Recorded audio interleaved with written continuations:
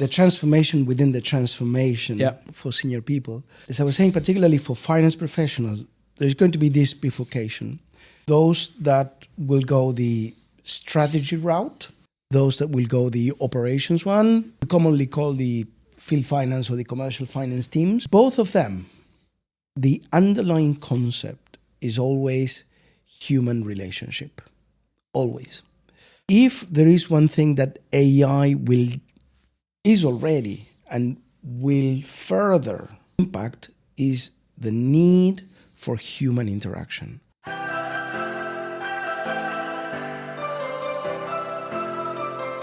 Thank you for listening to the podcast thus far. The one favor I would ask, if you can, if you're enjoying what you're listening to, is to press the follow and subscribe button on whatever media platform you listen to us, as it helps us grow our network and grow the podcast. So thank you and enjoy the podcast. Hello and welcome back to Alchemy Uncensored podcast. We're on our third season and we promise you that we'll bring in more valuable insights into the financial and tax sector of the UAE.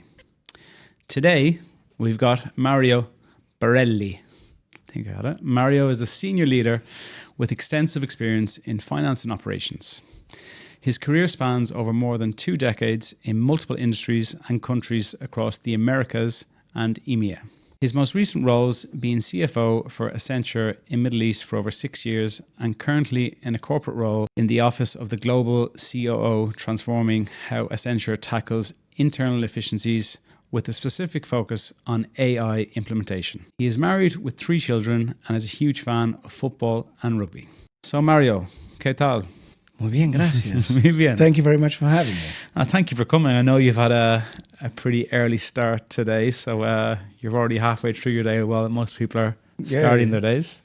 But just interesting as we were talking off air, you were making the point about Argentinian versus Italy. I've just got back from a trip to Italy, so we're discussing for people who haven't been to Argentina, why do they need to go to Argentina?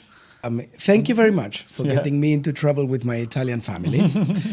I've started for everyone to understand. We were talking about the superiority of Argentinian ice cream, pizza, and wine versus the Italian one, which is undisputed. Yeah, and I'm pretty sure that many of your Italian viewers are going to love that. But I mean, why would anyone want to go to Argentina other than the fact that we have great food? Yeah.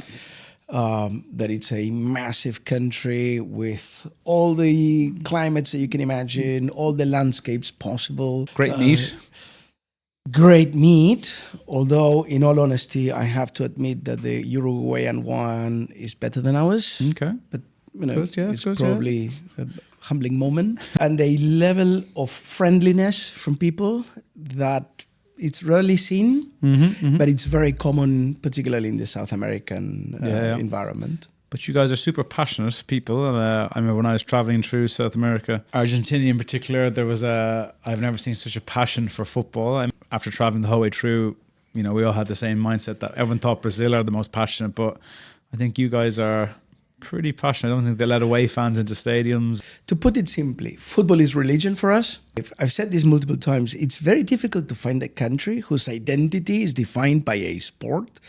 You may say probably India with cricket, or New Zealand with rugby, and South Africa. For us, it's football. You rarely find any Argentine that doesn't like football. Personally, I'm a fan of the best club in the world, River Plate. Boca. Don't go there. Don't go there. I didn't necessarily like football until I was probably like 11 or 12. And then all of a sudden it clicked. Surrounded by a rugby family and a football family. We all play those sports. It one day clicked and it became like, all right, I'm going to watch football. And it was a landslide of games that I've watched. I've visited practically all the stadiums in Argentina, first division stadiums. I've been picking about passion. I've been involved in a number of, let's say, police events, not because I was sent to jail, but the police intervening and, gassing people. So it's something that it happens very often.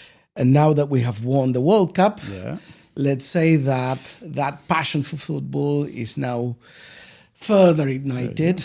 And the fact that we're going to win the next World Cup, it's only fueling that. Well, Ireland probably will not be there to see you in the next World Cup, but I'm sure the Irish bars will be full. But no, thank you for that. And look, the reason why we actually started on this point, maybe some of the listeners are thinking, why are you talking about football? But as I always say, especially for like Mario was a very, as you can see from his LinkedIn, his CV, a very seasoned finance professional.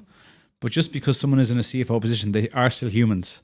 They are still have passions. When you're going for job interviews with Mario, if you say you're passionate about football, it's probably going to help your thing. So the whole point for our listeners here is that sometimes when people see a senior person, they just think that they are obsessed with numbers and their job and everything. I'm sure they have that, but they also have another outlet from personal, obviously, as Mario mentioned, in India and Pakistan in particular, there's a huge obsession with cricket. If you're interviewing, and if you are quite passionate about these things, don't be afraid to bring it up, because if you're, for example, if I was interviewing with Mario and I started talking about Argentinian football, the interview might last 5 or 10 minutes just talking about football, which is going to warm up the conversation, build a bit of a connection, and maybe help your progress. So it's just a good learning point, I think, for people. On to more of the points we're going to talk about. You've been with Accenture in total. How many years are we talking total? Almost 20. Almost 20 years. So what we find with a lot of our guests here is we've got some seasoned finance guys like yourself who've been with one massive organization. We're going to start on here. Before anyone usually gets to UAE, especially in a senior position, they'll have worked in many, in different countries, different cultures, before being parachuted in here. So if you're happy to just talk us through, the career in Accenture, the sort of movements you made, and then also closing in on the differences culturally working in South America versus the Middle East. I'll probably start from a small anecdote at the beginning of my career at Accenture. I was coming from another very large agribusiness organization into Accenture, and quite frankly, I was more in the lines of, this is going to be a very short gig, couple years, and then I go. I am the 8th of my family to work for Accenture, so it's kind of the family business. Well, probably those 2 years may have extended a bit, and it has to do with both my career choices and what Accenture as an organization was able to provide and continues to do so. Working in finance in Argentina, at the time Accenture was undergoing what was the second wave of finance transformation, which is the offshoring of their service centers on the back of the backbone of a very strong ERP. And my role was across Latin America. I sort of developed a reputation of wherever there is trouble, there is Mario to fix it. Yeah, you're a fixer. And this is the thing which, again, it doesn't matter what nationality you are. We've spoken to people all over the world and it's all the same points fixers. But yeah. And I also was a bit of an oddball because I'm an engineer by trade. I'm not what you would imagine is the prototypical finance person. Mm-hmm. There weren't many engineers in finance back then, imagine early 2000s. So it was mostly a business degrees dominated environment. So I came with this engineer's mindset of, well, there's a problem, there's a solution. A bit of lack of empathy with the rest of the universe also helped. It's important. Exactly, to solve problems. And that then led me into a space in which, being Accenture global organizations, problems occur everywhere. You can pinpoint a country anywhere in the globe, and Accenture will probably have an office, and some problem jobs will happen. So I started then wandering around Mexico, the States, Europe, Brazil. We spent 3 years in Brazil with my family, back to Argentina. And then one day, a dear boss that I had, a Mexican guy, calls me and says, Mario, there is a role in the Middle East. A big problem. Would you... Funnily, there was not a problem, and this is where I personally found it odd, because he said, "Listen, there is this great opportunity in the Middle East. Would you like to go CFO role there? Now, Middle East, it's a bit far away from home." So I called my wife and said, "Listen, there is this. What shall we do?" And my wife, who is my number one advisor, tells me, "When is the plane leaving?" Good girl. Brilliant. Off we go. Of course, we had a bit of a negotiation, salary conditions, etc. I spoke with a number of friends of mine that had been working here for quite some time, and they all told me the same: close your eyes, come. And I even have some classmates from university working at the time working at Accenture here in the Middle East. So it was a fairly easy decision to make. Now, I didn't necessarily know what I was going to, or what I was getting myself into. And I had the funniest interview with who at the time was the CEO of the region. I was prepared for a very in-depth conversation. He's going to ask me about, my experience and what I think about the business environment and the economics of the Middle East, and etc. And it lasted for about 45 seconds. He spoke for 35 of them, telling me about his family, about what drove him to the Middle East. And he asked me the one question that I believe is the one that has driven me in every career decision that I've made is, why do you want to come? It's a question that you're definitely unprepared for. At least I was unprepared for. Picture the situation. I just finished having breakfast when I was having this interview. And I told him, listen, I want to go there because I want to build something. I want to leave a legacy. 5-second answer. And he said, thank you very much. I'll call you later. See you soon in the Middle East. If it was all that easy, in recruitment would be easy. I mean, I wished it was that easy. I've always admired this person. He's a great judge of character, a great businessman. Yeah. But what I really appreciated was that in an environment like the Middle East, the growth mindset is something that if you don't have it in the back of your head, you're not going to progress here. It's all about building. It's all about being the biggest, not the first, but probably the boldest. And to some extent, that fitted with my mindset. Yeah. Mm-hmm. Bit of a maverick. Yes, although I do not play poker. And then the hot topic at the moment, and this is an area which you are at the forefront now in the current role with Accenture, is artificial intelligence. And, to be fair, I think it was a lot more in the media, in the spotlight maybe last year. But I think, even last week there was a recruitment expo in the UK, and from looking on LinkedIn, I think 90% of it was just AI CRMs trying to push their product on people. This is probably the biggest wave of transformation we will see in our professional careers. At least people my age. Yeah. I've been through 2 of the 3 big waves of transformation in finance.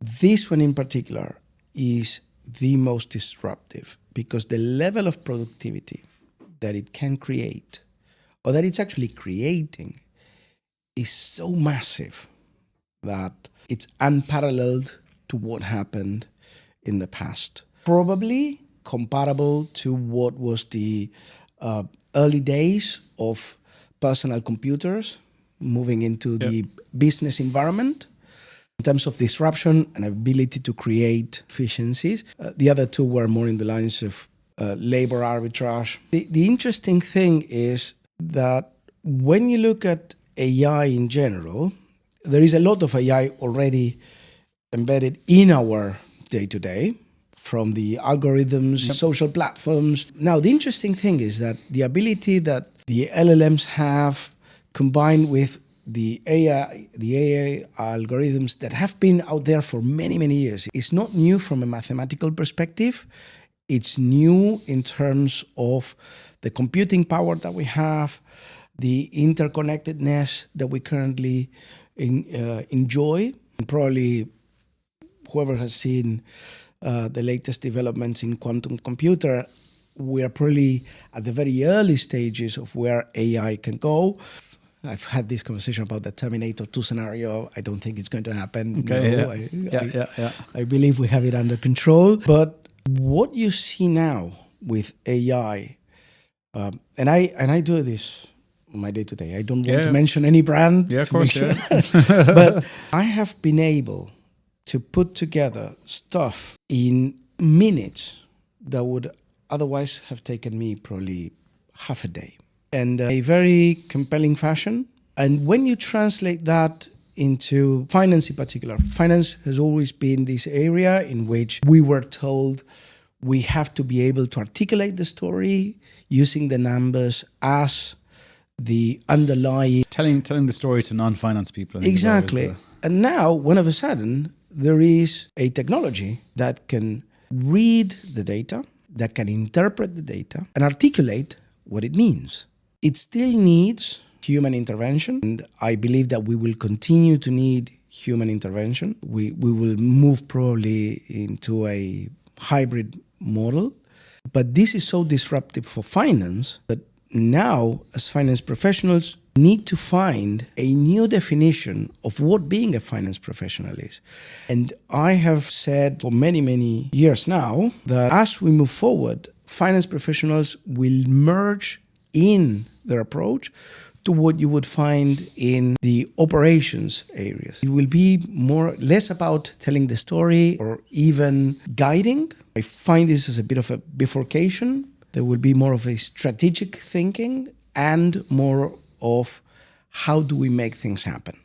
So it's a bit of a transformation on the back of another transformation. It's like a hybrid, one foot, I guess, involved. And as you said, the big thing there, you're saying that it's going to make your time more efficient, where if you can get something in a couple of minutes that might have taken you half a day for the same ultimate piece of information, is surely going to make things better for yourself then. From your side, being a more senior professional, and the whole challenge we always get with, we have the Gen Z coming through now who, everything is technology for them, which my generation, we didn't have phones either. So, we didn't have this. So all these younger up and coming talents, maybe they're going to find things easier from a tech point of view. But I guess the question I have for you, for more mid to senior level professionals, you've been around, you've seen quite a lot, what advice would you be giving them that if you're looking to the realms of AI, not make things redundant, but what advice would you, if you were a mentor to a financial controller now in Accenture who said to you, I want to become a CFO in the next 5-10 years, what should he or she be looking to do? There is this paradox with AI in terms of labor market, because we now have technology that makes things faster, easier, but it also requires a lot of experience to understand if what the AI is telling you is right or is just a hallucination. So by the same token that I believe that it's very disruptive, it also puts into perspective experience. Yeah, because the one thing, even on that point, is that people take it as gospel. It's like what people think Wikipedia might have been 10, 15 years ago before people realize anyone can edit it. So now is where I definitely believe that experienced professionals have a bit of an edge in terms of career progression. Mm-hmm. And it creates a separate problem, because how do you grow talent in your organization to, in 5 or 10 years, finding you as an organization with the right talent, with the right experience to continue on that trajectory? I mean, last time I checked, we're not immortal. And there is a point in which my advice to more senior people is, first, don't take AI for granted, number one. Don't give up on your own skills, because experience is something that now becomes even more relevant. And get yourself involved in AI. And you don't have to be an expert in data science. You don't have to be an expert in mathematics. Go for the simple tools. Dig into the different processes that you're seeing on day to day, and see what tools are out there that can change the landscape of what you're doing. Outside of my day job, we have family companies.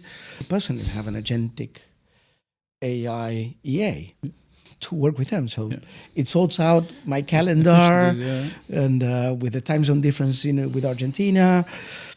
So it's... I guess the few things there I'd say is that, not taking AI as gospel, because if we take a step back and think of the world, the way the media is at the moment, there's so much of a false narrative, which companies, politicians, whatever you want to say, will push their agenda.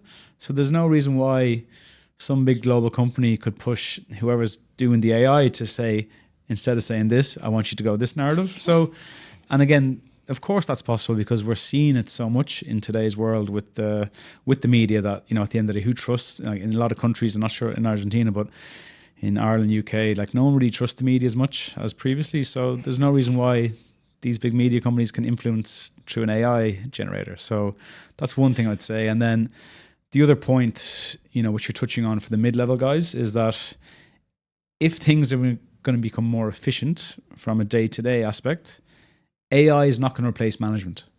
It's not going to replace developing your team. So, you know, for someone who's aspiring, I think that's where there's a big gap for people's skill set. And obviously with the Gen Z, you know, these younger guys who don't want to be in the office most of the time. And this is the, you know, playing devil's advocate, is that I genuinely think if they want to go up to the levels, they need to be more confident. They need to want to manage people, because that's going to be the biggest thing, which I can see down the line, because these guys that we're speaking with, and look, I think a hybrid model is probably the best way for most companies. But the guys who say, I want to work remotely, how are you going to ever develop any interpersonal skills or anything if it's just a 1 hour Teams call every day or 2 of them a day? So, absolutely. And I mean, and let me go back to the transformation within the transformation for senior people. As I was saying, particularly for finance professionals, there's going to be this bifurcation. Those that will go the strategy route, those that will go the operations one, we commonly call the field finance or the commercial finance teams. Both of them, the underlying concept is always human relationship. Always. If there is one thing that AI is already and will further impact, is the need for human interaction. There is a lot of value in live interaction with other people. There are things that I can have 1 million calls with one person. Those 1 million calls are meaningless in comparison to a 30-minute live meeting. agreed.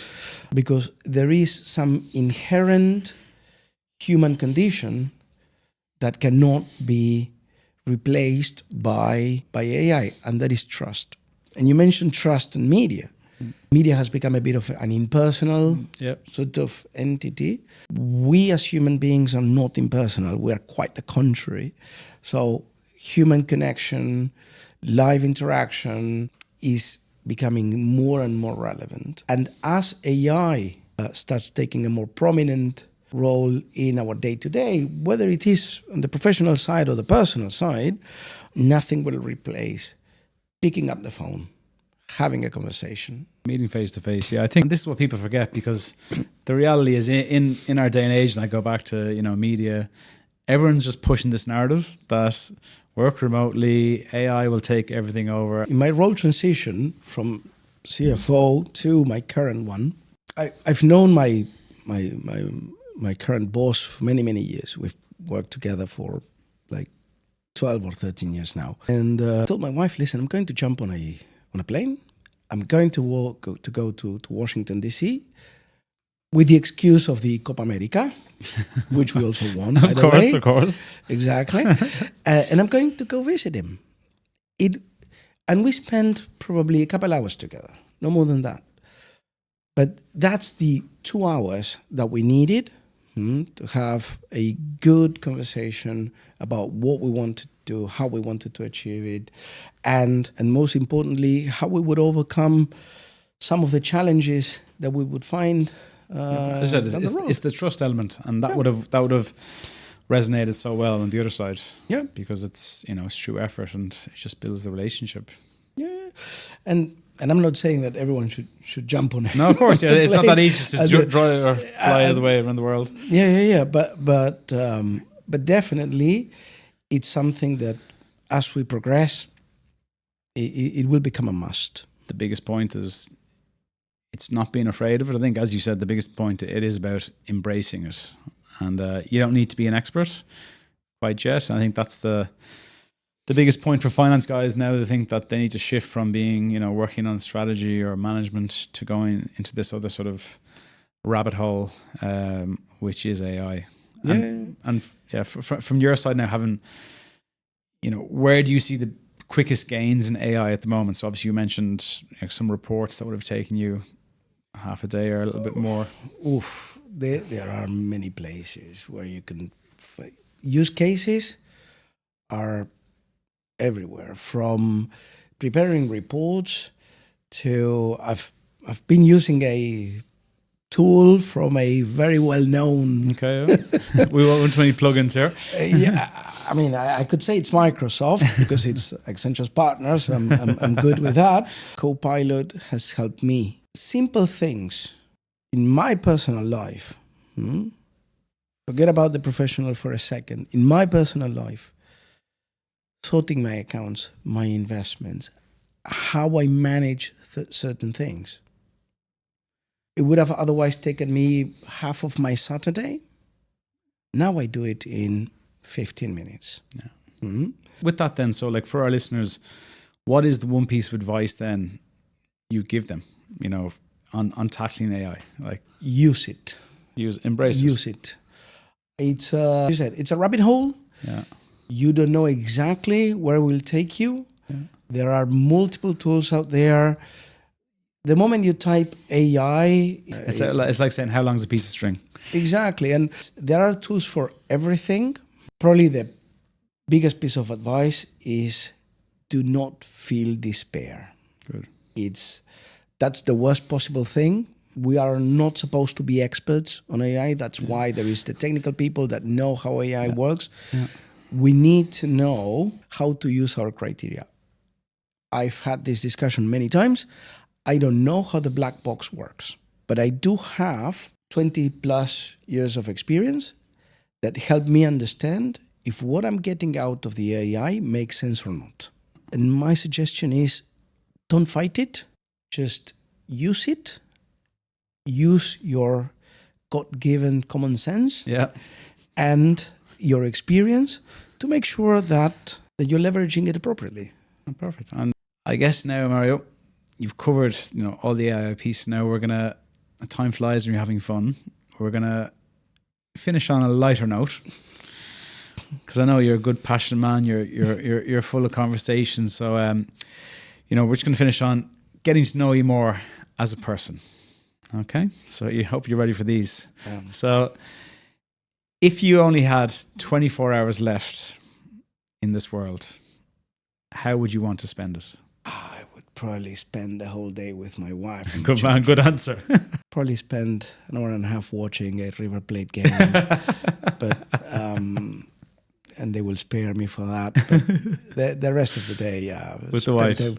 With the wife, with the children. Family time. Yeah. And for you then, what's the one quote or line that you've read that changed your perspective on life? It's a Churchill quote. Quote, yeah.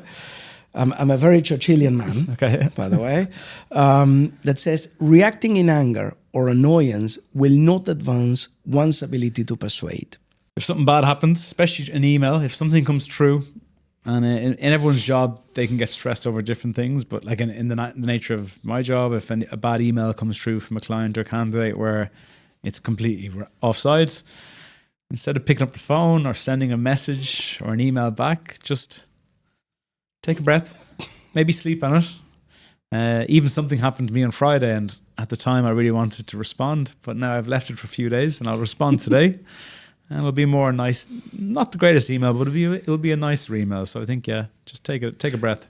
Pausing and thinking will bring you back to, what's the underlying issue here? Where do we want to get? And, how do we get there? Rather than entering into a quarrel that is pointless. Nobody wins. Exactly. Well, look, mucho gracias. That was excellent. I think, on behalf of the Alchemy team, thank you very much, Mario, for joining us today. And I hope you enjoyed it. I loved it. Thank you very much. And I hope you guys invite me. It was good. We'll get you back again. So I guess, for our listeners, we hope you enjoyed the episode, and make sure to subscribe to our podcast, and see you on our next episode.